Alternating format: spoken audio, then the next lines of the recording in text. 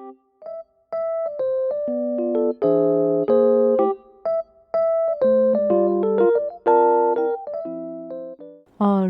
right. Hello, everyone.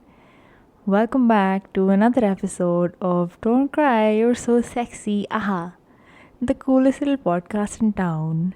I am your host, Rad, and I'm recording this episode on a Saturday night, just about 48 hours, actually like 36 hours before I'm supposed to be releasing this episode.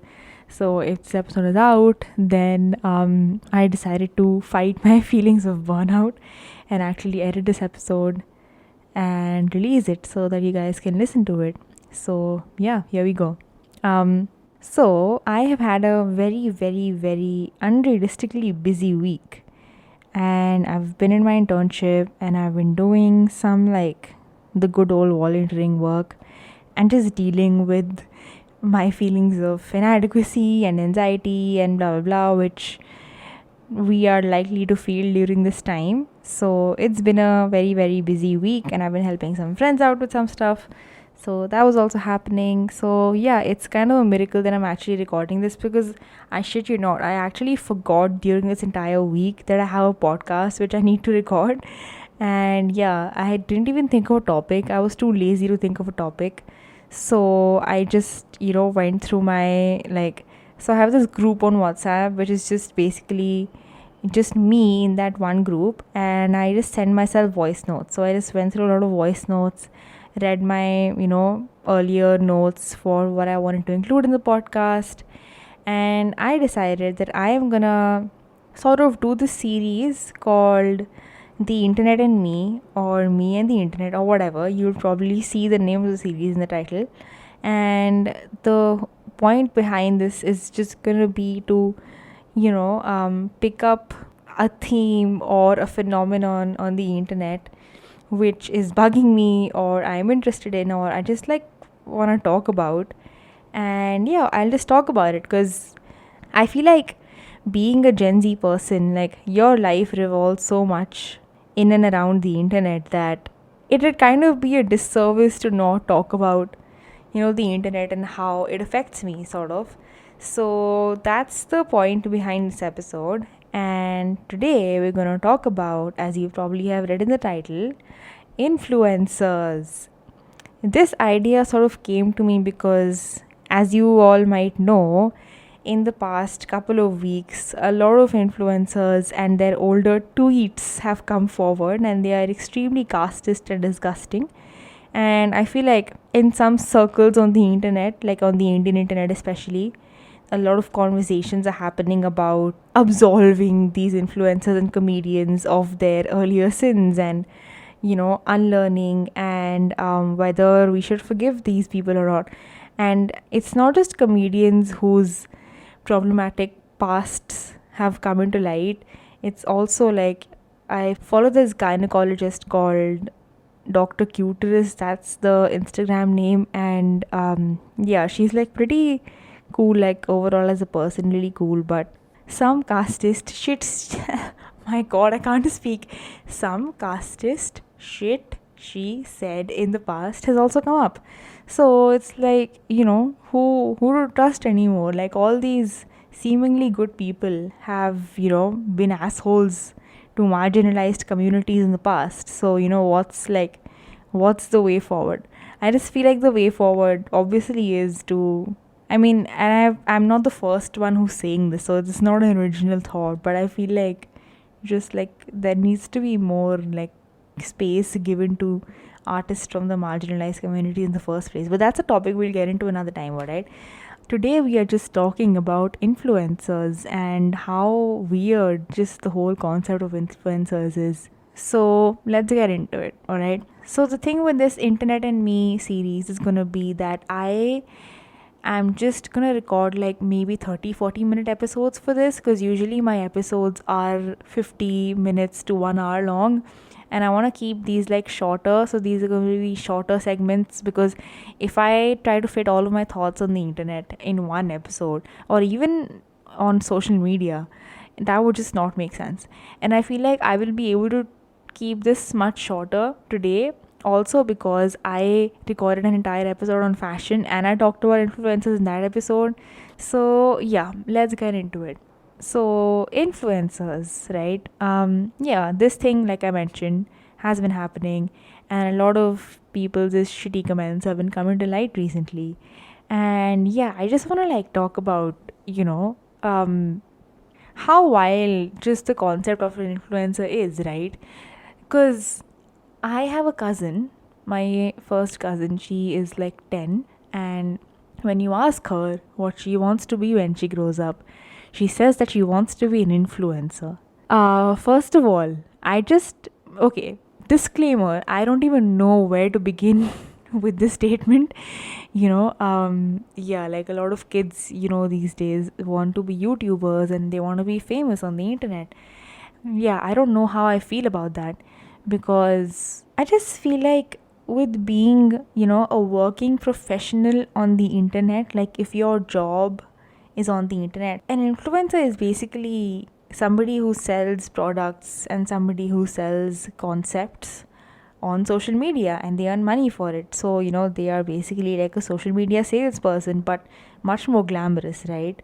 But the thing with being an influencer is, and if you want to make a career out of it, first of all, it's just that it's such a public life, and all of the mistakes you're going to be making, all of the conversations you're going to be having, the learning you're going to be doing, like as everyone does in whatever profession they take up, it's just so public and it's just so publicized, and so it's like you don't have control over your narrative. And it's so, I feel like even with like my small little podcast which I have, like my Instagram page literally has 100 followers, and I still sometimes get DMs of people completely misunderstanding the point of this entire thing, and completely misunderstanding, like, the stories I post or whatever opinions that I have on the internet, and then just like, trolling me in my DMs. So it's like, that happens to somebody with 100 followers. So you can imagine what's the magnitude of that for somebody who has like 100,000 followers. And yeah, I just feel like if you want to make a career out of it, you first of all you need to have a really really great therapist, because you need to be a very very self secured person, because almost every public figure, especially on social media, that I've seen has been in need of mental health assistance at some point. And you need to have a really really good support structure, I think, if you want to have a public life that you want to lead on the internet. There was this one time where I was reading this article on BuzzFeed, and it was about how yeah, just some people talked about having influencer friends and how those friends react and stuff in real life. And again, another thing with having influencing, quote unquote, as a career is that it's so easy for your work and your personal life, your work life and your personal life, to get all muddled up together, and the lines between them to be blurred, because you are essentially making money off of documenting your life and off of selling the image of your life, right? That's the thing. Like, influencers contribute to capitalism in a very essential, like they're doing the work of advertising, and it's less direct, it's a little subtle, right? But it's still the exact same thing, and that's in a very essential step that capitalism needs to survive. So they are doing that, and I forgot my earlier point what I was talking about. But yeah, I just feel like once you're making your livelihood off of selling images of your life, it all just kind of gets blurred together, because there are just so many aspects and avenues that are opened up for you, in terms of opportunities to make money. And that's how I feel like people, especially all of these family blogs, which people asking their minor children to be in their videos and stuff, and yeah, it's just like the lines get super super blurred. And yeah, you just need to have very clear priorities, and you need to have people around you who are not in the same profession as you. So I just feel like, yeah, there needs to be a lot of groundwork that maybe goes into even one person in your family or within your support structure who wants to be an influencer. Because I think, yeah, other people need to be around to sort of ground you, So, yeah, that's my opinion on, influencing as a profession. I feel like there's so much nuance behind just how influencers are also essentially salespeople. And yeah, I'm pretty sure people have said smarter things about it. But to me, it's just wild that you can be, uh, selling parts of your life or selling images of your life. It's just a weird kind of surveillance almost that you need to have in order to earn a livelihood. And I guess I could never be an influencer, because I guess it just comes with some kind of censorship also, right? Like I was mentioning, like in that BuzzFeed article that I read a while ago, people would mention how their influencer friends would, become super concerned with getting a photo every time everybody went out and they went for a lunch or a brunch or whatever. Or they would just, sort of, yeah, essentially make everything a photo op, try to have, perfect aesthetics all the time, not get involved with friends who are not comfortable with photo taking and things like that. So yeah, it just becomes like a weird sort of censorship over your own life. Like, just because some friends of yours don't want to take photos all the time, does that mean you just stop hanging out with them because your profession calls for, a few photos to be posted in a week? Yeah, I just don't know what I think about that. And yeah, if anybody wants to read that article, I'd be happy to send you the link. It was very sad to read people experiences with, losing friends over influencing. But guys, at the same time, I just have to admit that the idea of being an influencer and earning money by just, being on Instagram kind of sounds very, very attractive to me because, like, I've been on Instagram for the past, I don't know, 6 years of my life and I absolutely love it. And, I mean, I won't say I love it, but I have like a kind of love hate relationship with it. And I am, very active on it most of the time. So I just have to keep doing what I'm doing, but like a little more of it. And I can be an influencer, right? So it's like there is an entire avenue of opportunities that is, present out there in the world for me via influencership that I just do not want to access just because of the cringe factor, like it just seems very cringy to me to be an influencer. But it's still like influencers earn a lot of money. And yeah, like if you have 100K followers and you just do one sponsored post a month, you like your rent is done for that month, right? So it's just kind of wild to me that way, that I could, if I wanted to, get into that. And my mother constantly keeps saying that I should do it, but I just don't know, guys. It's a very lucrative opportunity. I think it's a very lucrative career that people have. And even though my opinions on it, as of influencership as a career, it's, I don't really think it's the best choice for me. It just seems like an easy choice. Not because influencership is easy work, but because I think I would be interested in it and I like would be able to do it. Like if only I could get over my fear of like looking stupid in public while doing a photo op in front of like a cool scenery or a background or whatever, like just public photo shoots. Like yeah, that shit drives my anxiety crazy. So I guess if I could get over that, I could be an influencer. But then I don't know, like the whole morality thing behind it and selling things to people, I just don't know. I don't know, friends. So let me know if you think I should be an influencer, I guess. My stories with being influenced on the internet, and I've mentioned this before, like it just started off in a very, idealizing white people and American people kind of way, because it all started for me personally when I would follow a lot of meme pages. And these meme pages were kind of cool, kind of like liberal meme pages that were run by these suburban white kids.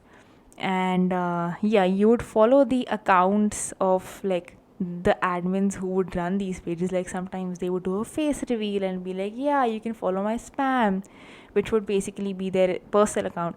So yeah, they would give you the opportunity to do that, and I would do that. And that was like my first, I guess, even though they were not really selling anything. I guess it just kind of depends also on what you want to define an influencer as. So even though they were not selling anything, they were influencing my opinions and they were informing me of different worldviews and how things were happening. Because I also think that they were my first exposures to conversations around LGBT folks and also conversations around feminism and things like that. So it was definitely influencing, not in like more financial terms, I guess, not financial, but like advertising terms, but it was like more personal, like opinion kind of influencing. And yeah, that just makes me think like, am I technically am I an influencer if you consider people's, influencing of opinions as also being influencing, quote unquote, like influencing, then does that make me an influencer? Because I was having a conversation with Raka before I started recording this, and he was like, yeah, that makes you an influencer. And I don't know what I think about that, because yeah, like I do talk about more leftist and progressive views in a podcast, but then I think that because of the algorithm and just because of the kind of friends I have, maybe my views and stuff are only reaching people who are also, kind of leftist and progressive like me. So there's very little chance of, a Sanghi actually listening to my podcast. But yeah, I think that's like one thing. And the second thing, I just don't, like I said, want to fall into those cycles of censorship and surveillance on my own life just so I can sell it. So I mean, no shade or no like offense to the influencers out there who might be listening to this podcast. Like, keep doing what you do, you're doing great things. And I could never create content with the same fervor that you do.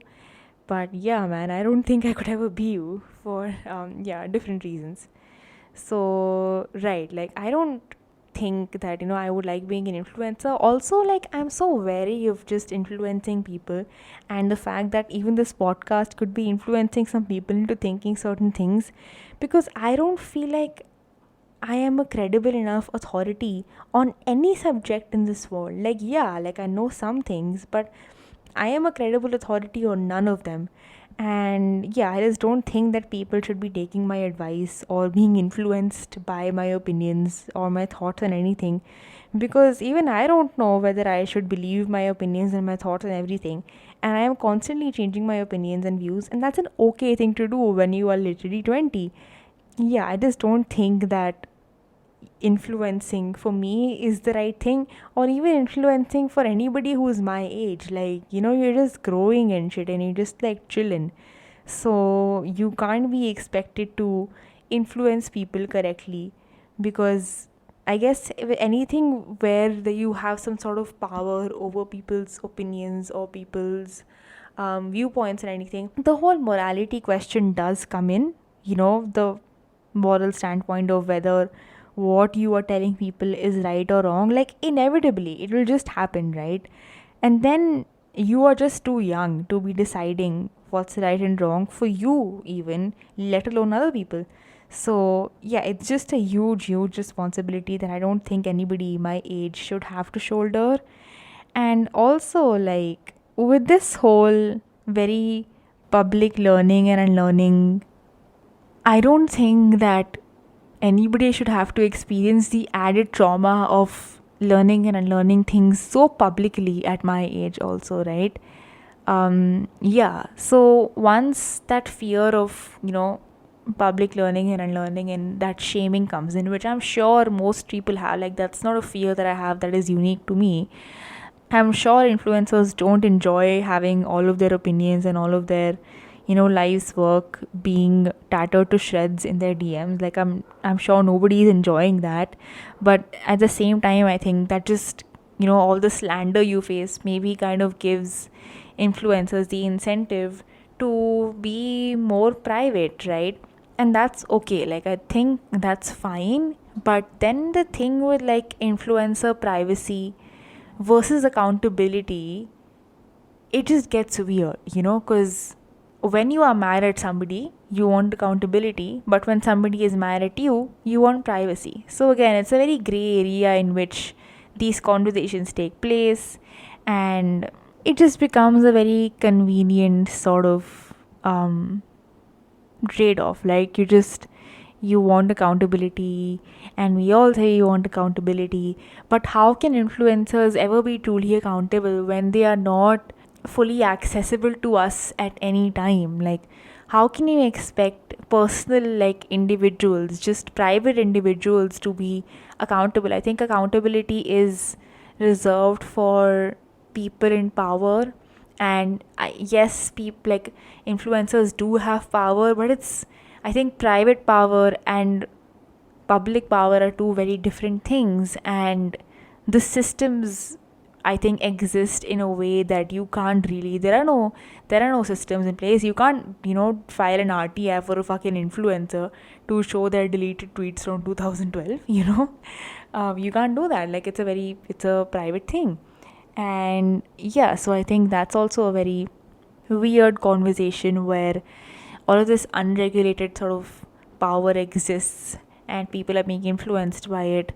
And yeah, nobody can really do anything about the kind of influence, or even the degree of influence, I feel, that these people have over us. And who should be regulating it? Should it be regulated? Sometimes I feel like it should be regulated. um but in what ways should it be regulated? Like, my fucking god, I think I'm going off on a rant here. So yeah, I will come back with some more collected thoughts. Whenever we have conversations around accountability, I think it's almost natural that we have to talk about cancel culture, alright? So, my opinions on cancel culture surprisingly change when I am reading about or viewing different influencers' opinions on cancel culture. So, really, I just feel like sometimes I just don't have, opinions of cancel culture on my own. Also, secondly, do influencers get to decide whether cancel culture is good or bad? Because essentially they are being cancelled only, right? So, should we consider their opinion about what they think is the right or wrong way to police opinions on the internet? I don't know, something to think about. I guess also with entertainment, it's just that you can't really club it together or police it in the same way that you will be able to a public person or a public, I don't know, avenue of anything. It's just, because it's so entertainment based and influencers don't really owe you anything, it just kind of becomes hard that way. And I feel like that's also why, like, all these cancelled influencers come back from the dead with some project, and then they delete all of their criticism comments and pretend that nothing ever happened. Gursimran Kamba from AIB. Yeah, sorry. Yeah, that's what I was talking about. So yeah, with cancel culture, like, first it was like, yeah, don't do cancel culture because cancel culture is very toxic, and it doesn't leave out any space for you know constructive conversations and stuff like that. And I was like, yeah, that's so true. And then other influencers were like that, no, cancel culture is a good thing because it creates spaces for accountability in the private sphere, and it's something that we need when these private individuals with so much power are trying to influence people's opinions on marginalized communities and things like that. So if marginalized communities get the platform to cancel people, why not fucking go ahead with it, right? Because these private influencers, or like these private individuals, are gonna have opinions and influence their audiences with their opinions anyway. So a little bit of rabbit hole there, but I hope you guys understand. Yeah, and also, like, people say all these things with like, oh yeah, don't cancel people because constructive conversations are important. Sometimes influencers will literally delete comments, okay, and they will not respond to DMs, and they will just be very aloof, and yeah, they will try to pretend that no constructive criticism or anything actually exists about them at all. And even if somebody does try to criticize them constructively, fans will jump to their defense and they will troll the person who is trying to offer constructive criticism. So at the end of the day, there is no point. It doesn't matter whether you think cancel culture is good or bad. Nobody's going to end up getting cancelled anyway, just because of how power structures on the internet work in the first place. Nah. So yeah, it's like that. Again, I hope this makes sense. I'm so delirious right now. I don't even know why I'm recording this episode, friends, but I am. Yeah.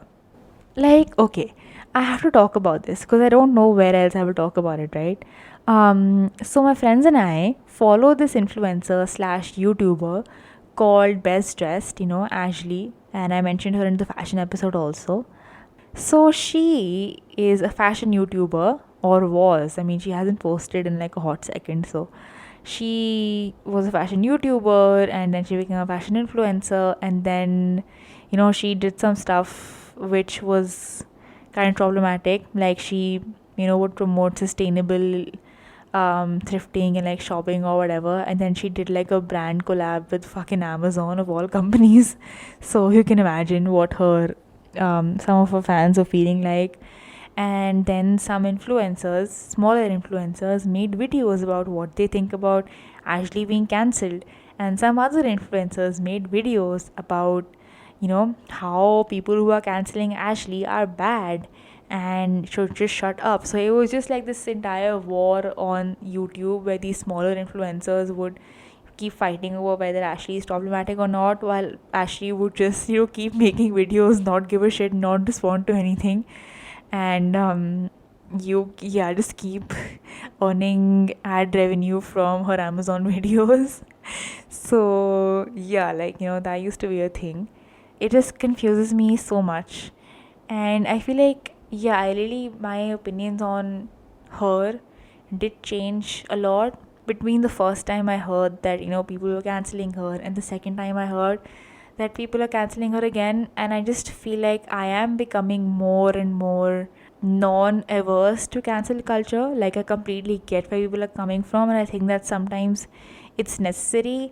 And I don't know, like, I've talked about this before, and I feel like this pandemic is making me a hateful person. So I don't know whether I appreciate cancel culture more now because I'm a hateful person, or just because, like, sometimes it's the right thing to do, because you are challenging structures of power, and you are holding people accountable in whatever way you can. I don't know. It was very shitty of Ashley Westes to pass comments on working housewives, I mean, non working housewives, sorry, and people who just want to have a home and family life. Like, the entire point of feminism is to be able to choose whatever you want to do without other women shaming you for it. And then she would also shame people who were more prudish than her, I guess. And that was also not cool, because everybody does things at their own pace, and sometimes people don't like doing the things you're talking about. So not always a cool thing to say to your audience of 3 million subscribers. Yeah, definitely a very shitty thing to sell yourself to Amazon for that ad revenue. And also, she would also sell, like, unopened PR products. So that just sort of signifies that you're not interested in what you're selling to your audience in the first place, and then you also want to make money off of the products that were given to you so that you could sell them. Again, I am not probably not making any sense, but if I am, that's great. Yeah, good for me. Let's think of other influencers who I follow. Rega Jha definitely had a huge impact on me. Same for, I feel like, this whole sort of group of more artsy influencers who made me want to live in Mumbai for a hot second. I would still actually not mind living in Mumbai. I think Mumbai is sexy AF.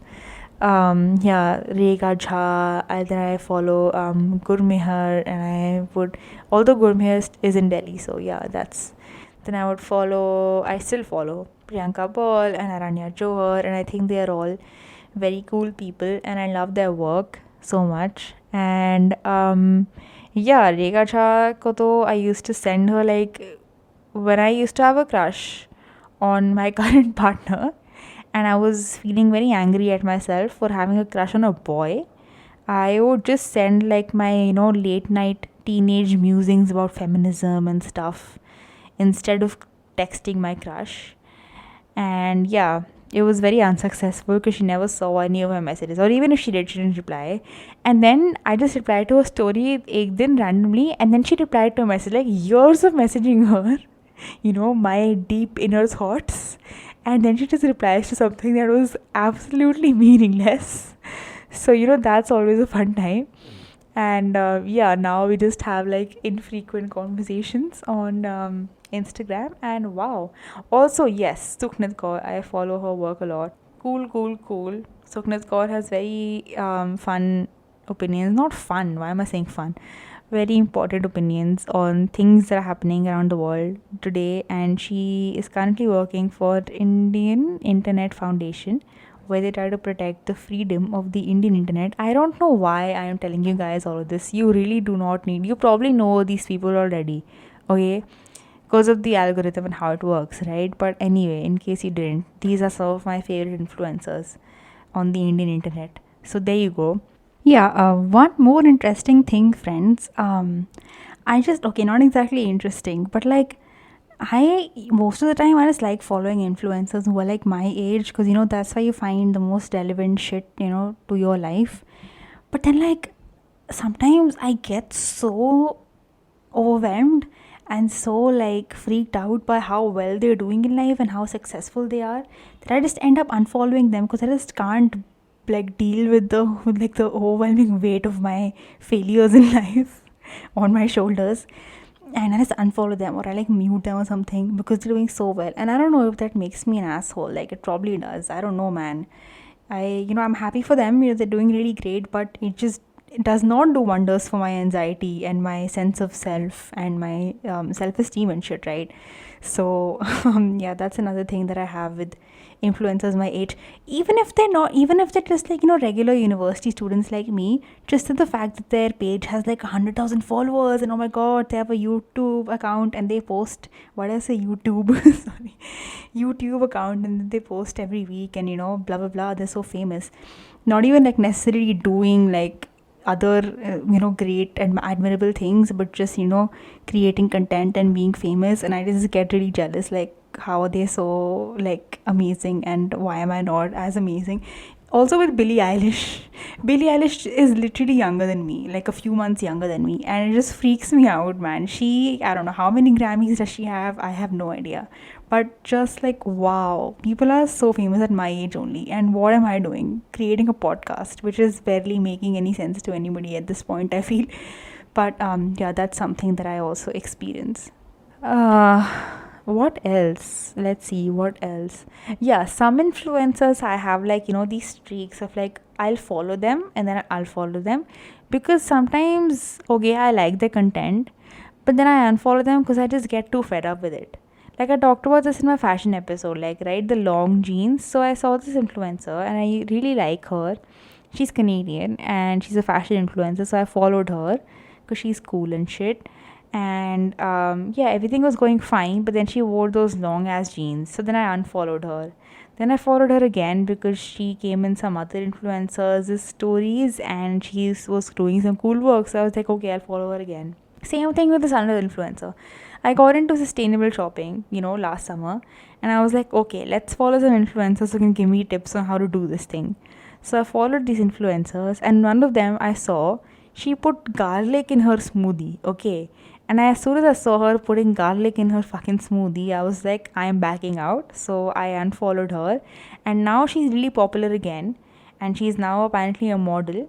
And yeah, now I'm probably gonna follow her again. So I just have these like it's so funny, like with real people you would not have the chance to like just unfriend them if they put garlic in their smoothie, or if they wore extremely long jeans. But it's like with influencers, you can just like stop being influenced by them if they make like cringe decisions or make chug decisions. I don't know what that word is, but apparently chuggy is a thing now. So yeah, chuggy decisions are not welcome in this household. Okay, another thing. This is like my thought number, I don't know, 7 or 8 on influencers. I have stopped keeping count. But just like the fact that following somebody who has a large fan following as well is just like literally like being a fan, right? Even though they're not a celebrity per se, but you see a lot of people idolizing the work they do and like being influenced by them and trying to be like them, and that's essentially also what a celebrity is, right? But celebrities are, I guess, into even more glamorous professions like movie making or acting or whatever it may be, right? So yeah, it's just like they have fans, right? And like die-hard fans, like I mentioned with the Ashley Bestress, like the thing where her fans would defend her at all costs. I just like, you feel with these influencers, right? You feel happy with them and you feel sad for them. Like a bunch of influencers I follow, some really cool ones. Yeah, one of them just got engaged. Two of them just got engaged actually, and yeah, I just genuinely feel so happy for them. Like these are people I don't know personally. They have no idea I exist also, but yeah, they just got like engaged, and I'm really really happy for them. And similarly, you feel sad for influencers when they lose someone or they're going through a hard time, and it's just so wild to me that you experience these emotions for these strangers on the internet practically. And it's really really crazy. Like they don't need to be a grand old celebrity, or they don't need to be followed by millions of people, or they don't have to have won a bunch of awards or anything, but they still are of some value to regular people.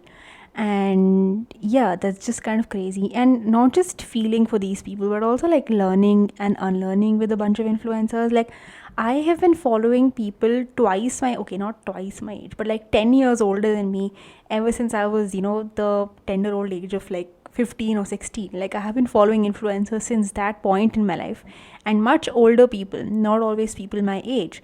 So these people are older and they are learning things that only people of that age group are meant to be learning in life, and are meant to be learning because they have such a public platform and everything.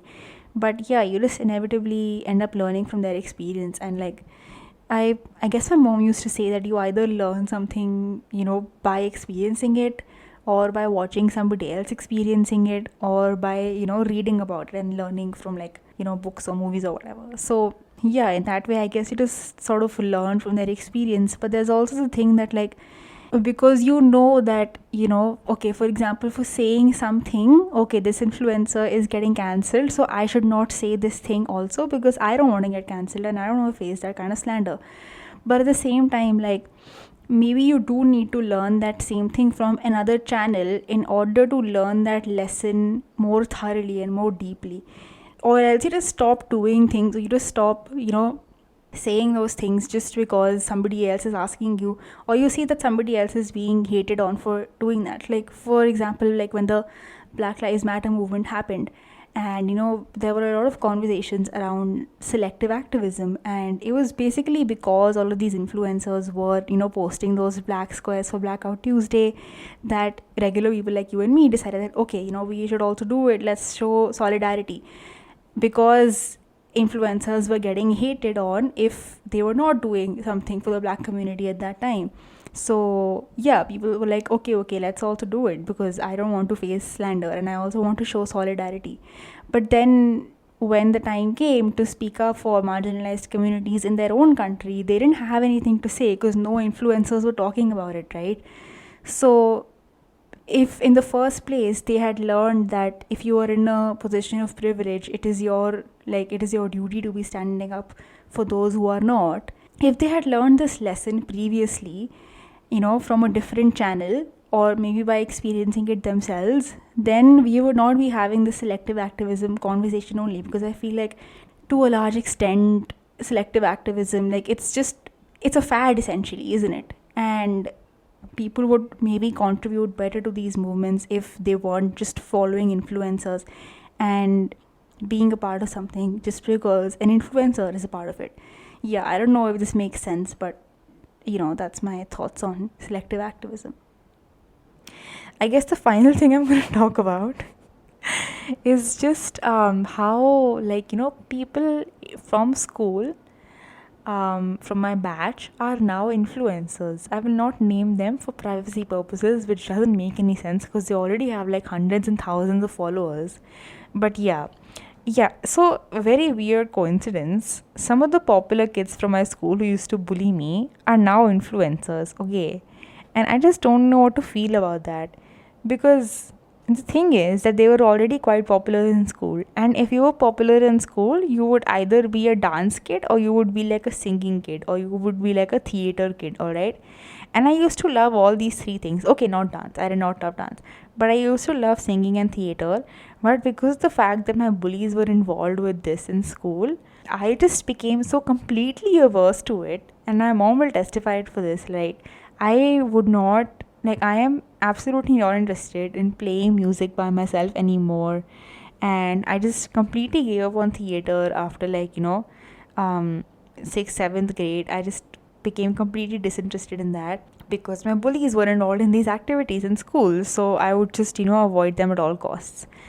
But then what happened? College came around, and I finally had the opportunity to explore these things at my own pace and become interested in them without having the pressure of, oh my god, my bullies are going to bully me for taking up space in their designated hobby at school or whatever, right? And I started, trying to play music again and shit. But then all these fucking influencers from my batch have become popular, and some of them are also fashion influencers, and they also get popular of like, playing music and shit. And now I'm like, what was the whole point? What's the whole point? Because now I see them on the internet all the time, and then I fear this weird feeling that I'm taking up space I'm not supposed to take, when that is completely untrue, and I should be taking up all of the fucking space I want to take up, right? But then I feel just weird doing it because it's just those weird feelings from seventh, eighth grade me who used to be afraid of theater and music just because her bullies were involved with it, and now they are involved with it so publicly, and that just makes me feel so strange. And I don't know what to do, so I have completely given up playing my ukulele, and I would probably never play it in my entire life, and it's just gonna stay on my table while these fucking influencers gain hundreds and thousands of followers by the month. So that's very fun. My bullies from my batch are becoming influencers. Wow. Not gonna lie, okay? Not gonna lie.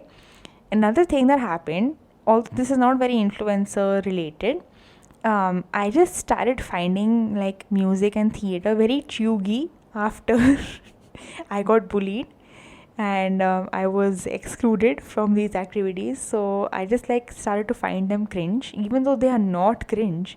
And so when my mom, who is a very creative person, wants me to do music or theater or some shit like that, I am just like in immediate cringe mode, and I just do not engage. I just like abort mission and leave the room. So that's something I do. And yeah, I will never for the life of me do a TikTok dance. You know why? Because all of my bullies were dancers in school. So that's something that you will never see me doing. And if you see me doing, probably you should congratulate me because I'm getting over my trauma, right? But for now, no plans of dancing on the internet anytime soon because it just reminds me of getting bullied. So that's the other thing with being influencer ish. Being an influencer requires creativity, and I was not very creative in school because all the creative people were bullying me. So that's something that happened. So yeah, that's another rabbit hole I will probably discuss with the therapist one day. But for now, yeah, I hope you enjoyed all of my random thoughts on influencers. And if you have any more thoughts on influencers, you should tell me your thoughts and we would discuss them in my DMs and send me voice notes, and I will send you voice notes right back. And it's gonna be a fun time. Okay, so yeah, please do that. Did I want to talk about anything else? I don't think so. Yeah, and now, yeah, I think I mentioned this in my last episode that I get to talk to all these influencers for my current internship in social media. So that's a wild time. But yeah, folks, I am enjoying it and it's very fun. And I feel very, yeah, I feel like, okay, I can do this. And I feel very proud of myself and I feel very adequate. And tomorrow I am hosting some influencers for like an open mic thing. And these aren't influencers I've ever talked to before, but one of them is an author and the other one is a doctor. in mental health, and I think it's gonna be really fun. And although I can't invite you guys for the thing because by the time I release this episode, it will be too late. But yeah, that's gonna happen, and I'll probably post about it. And if you wanna come, then you should come. Why am I saying this? There's no point in me saying this. Sorry, right? Sorry. Yeah, it's gonna be fun. I'm gonna host some influencers tomorrow. Excited for that, and yeah, just kind of becoming more comfortable with the idea of once having been a very direct influencee of these influencers, but now getting to talk to them professionally. So that's been a wild ride. Yay. And yeah, sometimes influencers influence me to have good habits. Like recently I've been following all of these wellness influencers, and not wellness in terms of like toxic diet culture or exercise culture, but just wellness in terms of just eating well and eating good food and eating fresh food and shit. So that's been very good for my skin, I guess. And then I follow influencers who will like encourage me to read, and then there were some other influencers who encouraged me to like not encourage me directly but influenced me, I guess, to listen to the podcast that I was listening to recently, the Chameleon podcast about the Hollywood con queen. And yeah, sometimes influencers can be really nice and just have a nice impact on your life, and just tell you about some really cool shit. So that's my jam, and I am very thankful to content creators for that. But yeah, still a lot of complex thoughts. And yeah, I am not going to be too hard on myself for not having a direct answer for all of my questions about influencers, or having very straightforward thoughts about influencers, because you are not meant to have straightforward thoughts when you're 20 years old, right? So yeah, I'm just gonna revel in the complexity of my silly little emotions. All right, yes, that's it for tonight. That's the episode. It's like 1 a.m. I'm very tired. I'm gonna sleep now. I hope you have a very nice day, or a nice afternoon, or a nice evening, or a nice night. And if you're gonna have like a nice night, well, like wow, I'm so honored that you're listening to my voice right before going to sleep. Okay, so yeah, have a fun time, guys. Take care of yourselves, take care of your families, give your pet a nice little kiss for me, and yeah, be fun. All right, just stay fun, stay cool. I mean, I don't need to tell you that because you guys already are so cool. So anyway, bye, love you all.